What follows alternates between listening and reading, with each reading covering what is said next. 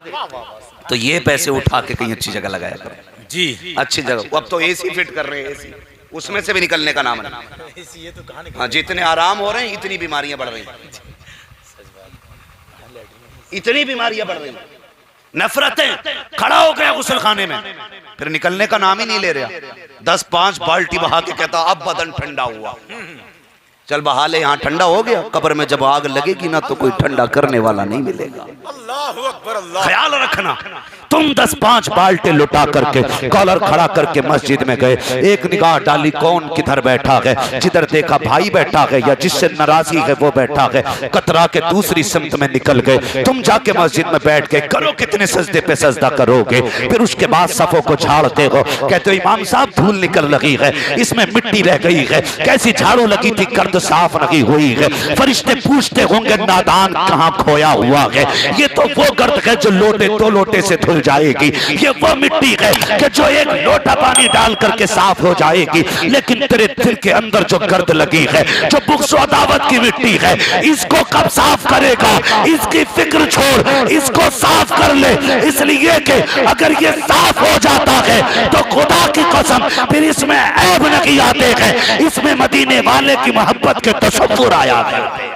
जिंदाबाद जिंदाबाद। इसलिए मेरे भाई क्या बात है, दिल साफ करो, करेंगे इंशाल्लाह, इंशाल्लाह करेंगे दिल साफ इंशाल्लाह, सारे वादा करें इंशाल्लाह।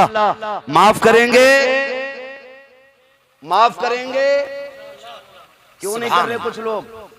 पूरी दाल काली है क्या? ऐसी दाल काली की है नाजिर रजा भाई ने कि दाल में काला ही कहने हिम्मत नहीं हो रही। समझ रहे हैं? माफी कर, एक दूसरे को माफ करेंगे इंशाल्लाह, माफ करें, दिल बड़ा करें। ताकतवर वो नहीं होता जो कलाई पकड़ के बदला ले ले, ताकतवर वो होता है जो सीने से लगा के माफ कर देता है। वो सबसे बड़ा ताकतवर है जो सीने से लगा के माफ कर दे। रब ने तुझे ताकतवर बनाया है ना, तो फिर सीने से लगा के माफ करो, माफ करो सीने से लगा के, छोटा हो या बड़ा हो माफ कर दो। कुछ लोग इसलिए भी माफी नहीं मांगते, यार माफी मांगूंगा जलील हो जाऊंगा, लोग जलील करेंगे। नहीं, किसी की फिक्र न करना, किसी की फिक्र न करना।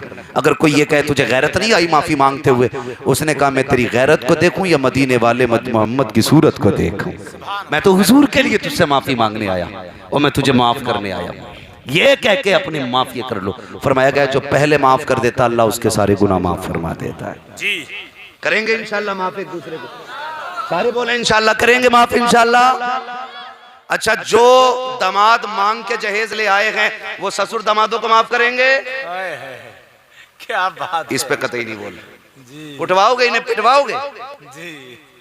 मांगा हुआ जहेज जहन्नम में ले जाने वाला ईंधन है, ईंधन है, सच है ये, सच, ये सीधी सी बात है। वाह, बहुत अच्छा। माफ कर दोगे तो ठीक, वरना दामाद भी कुटेगा जी, और दामाद के बराती भी कूटे जाएंगे जो फ्री के खा के गए।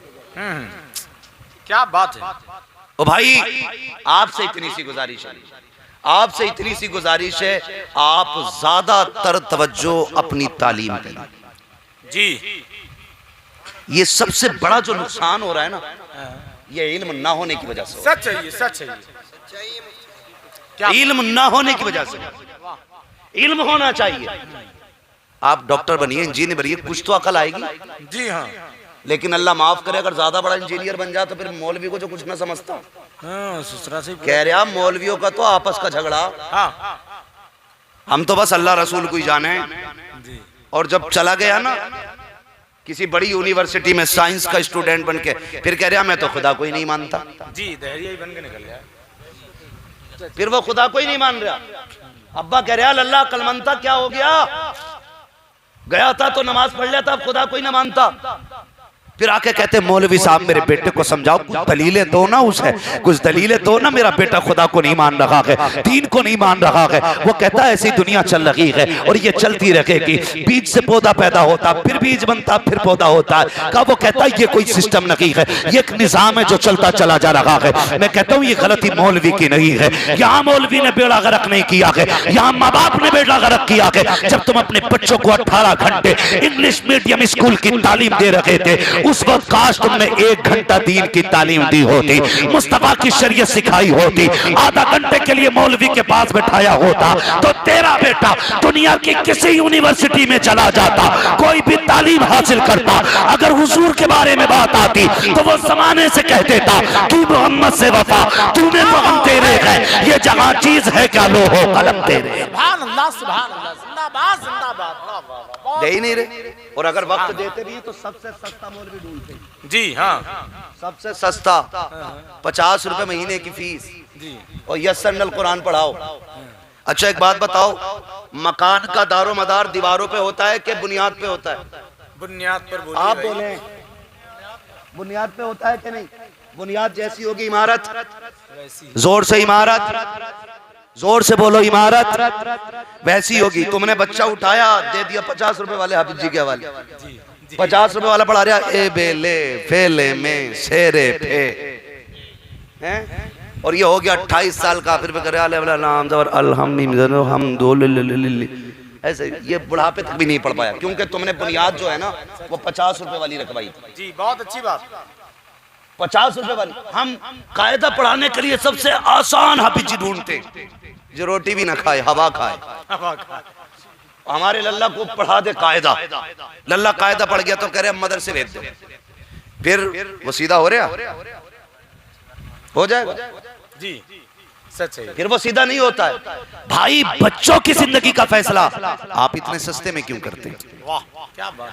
आप काबिल आलिम रखो बच्चों को पढ़ाने के लिए, काबिल रखो। आप तारीख पढ़ें अपने बुजुर्गों की, छोटे मोटे से वो शुरू नहीं कराया करते थे। जी हाँ, छोटे छोटे मौलवियों से बच्चों की तालीम का आगाज नहीं होता था, किसी को गौसे पाक की गोद में डाला जाता था, वाह, सुभान अल्लाह। किसी को निजामुद्दीन औलिया की गोद में डाला जाता था, किसी को जाकर के बाबा फरीद की गोद में डाल दिया जाता था। बुनियाद ऐसी होती थी, तब लोग साबिर पाक बन के निकला करते थे। सुभान तो अल्लाह। बुनियादें मजबूत करें, हमने बुनियाद कमजोर की अपने बच्चों की, तो इब्तदा पढ़ाने के लिए भी मजबूत मौलवी होना चाहिए। कैसा रखेंगे? कैसा? इंजीनियर बनेगा तो खाली दुनिया का फायदा होगा, बेटा आलिम बनेगा दुनिया और आखिरत दोनों का फायदा होगा।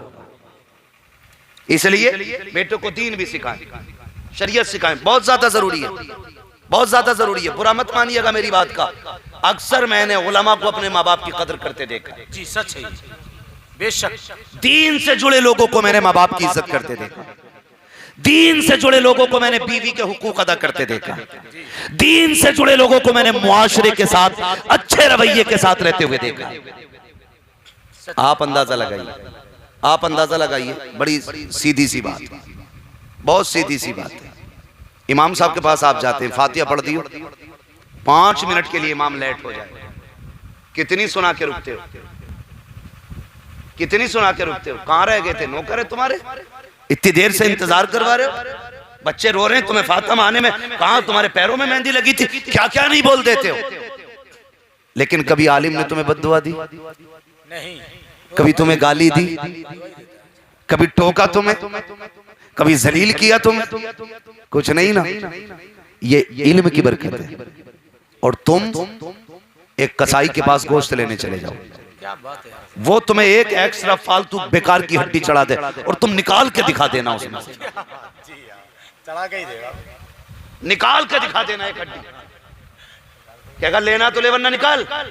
फ्री लेने गए थे? जी, बोलो, फ्री लेने गए थे? पैसे दिए थे ना? फिर भी इतना न करा, डॉक्टर के पास चले जाओ, और अगर को जल्दी देख ले, कहे चल इसका पर्चा वापस कर, निकल यहां से। फ्री दिखा रहे थे? नहीं, पैसे से। पहले 500 रुपए फीस ली उसने, तब भी पर्चा फेंक देता है। पता ये चला ये तालीमें जिस्मों को ठीक कर सकती है, हाथों को ठीक कर सकती है, आंखों को ठीक कर सकती है, दुनिया तबाह करने वाला बारूद दे सकती है, जमीन को फाड़ने वाला बम दे सकती है, मुआशरे को तबाह करने वाली ये तुमको हिस्ट्री दे सकती है, लेकिन जो मुआशरे को सजा के जमाने में रखती है उसी तालीम को तालीम इस्लाम कहा जाता है। वाह वाह वाह, सुभान अल्लाह। इसलिए अपने बच्चों को दीन की तालीम क्या बात है। पढ़ाएंगे बच्चों को इंशाल्लाह। कैसे हाफिज जी के पास? अच्छे वालों के पास, अच्छे वालों के पास, महंगे वालों के पास। महंगे वालों के पास। पढ़े मेरे बच्चों, पढ़े पढ़े मेरे भाई। शर्म आती है। निकाह होता है, निकाह कलमे पढ़वाए जाते हैं ना, तो एक एक्स्ट्रा उसके साथ कलमा पढ़ने आता दूल्हा के साथ। हाँ जी हाँ, क्या बात। उससे कहो तू चला जा भाई, तो कहता हूँ मैं यहीं बैठूंगा। उसे पता है कि इमाम के, उसे पता है दूल्हा गधा है, गधा है हमें इसके सांट मार के आगे बढ़ाना है। जी दूल्हा से पहले करबट वाला पढ़ लिया। जी। मौलाना कह रहे कहो ला इलाहा, तो करबट वाला कह रहा ला इलाहा। भाई निकाह तेरा है कि इसका है? ये बेगैरती हमारी कौम की। हमें कलमे तक नहीं आती, हमें कलमे तक नहीं आती। हाँ, अभी अगर खड़ा कर दिया जाए ना, सुबह कितने लोग कहेंगे हो भाई कैसा जलसा कराया था, बड़ी कड़वी कड़वी बातें मौलवी कर रहे थे, हमारे हुजूर ने इतनी कड़वी बातें नहीं की। ओ भाई जरूरत पड़े तो थप्पड़ मारने का भी शरीयत में हुक्म दिया गया है। खाली मीठी बोली को न समझ लेना, याद रखो मेरी बात को। तुम ये कह देते हो कि मौलवी ऐसी बातें करके गया, अगर अभी खड़ा कर लिया जाए तो अक्सर लोगों को 70% लोग युही व युमीत नहीं कह सकते हैं। ये हमारी कौम के हालात हैं। और जब निकाह की बारी आती है, मस्जिद में खड़े किए जाते हैं, कहते इमाम साहब 2 रकात की नियत बता दो। तू कैसा मुसलमान है यार, तुझ पे 5 वक्त की फर्ज है, तुझे 2 रकात की नियत नहीं आती है। इमाम नियत बताता है, फिर रुकू सजदे भी वही बताता है। क्या करोगे ऐसी इबादत का? ओ भाई कुछ दीन सीखो। जब मुसल्ले पे खड़े हो तो पता लग जाए ये कोई कबार नहीं खड़ा है, बल्कि मोहम्मद के दीन का सच्चा सिपाही खड़ा है। सुभान अल्लाह, सुभान। ऐसे हालात बना लो नौजवानों। आती है ना सबको दुआए कुनूत। खड़ा करूं? नहीं करूंगा, टेंशन ना ले, खड़ा नहीं करूंगा मेरे भाई, ये कमजोरी है। लेकिन याद कर, टोपी लगा करके चौराहे पे खड़े होकर बड़ी बड़ी बातें कर लेना बहुत आसान है। कभी अपने आप से पूछना तुझे कितना दीन आता है, तुझे कितना इस्लाम आता है। मेरे भाइयों, सबसे ज्यादा जरूरी है हमें अपने दीन की तरफ राग़िब होना। डॉक्टर बने, इंजीनियर बने, लेकिन मजा ही कुछ और आएगा। बंदा IAS बाद में हो, हुजूर का गुलाम पहले होना चाहिए। हुजूर का गुलाम बंदा पहले होना चाहिए। IPS बाद में बने, गुलाम मुस्तफ़ा पहले हो। डॉक्टर बाद में बने, गुलाम मुस्तफ़ा पहले हो।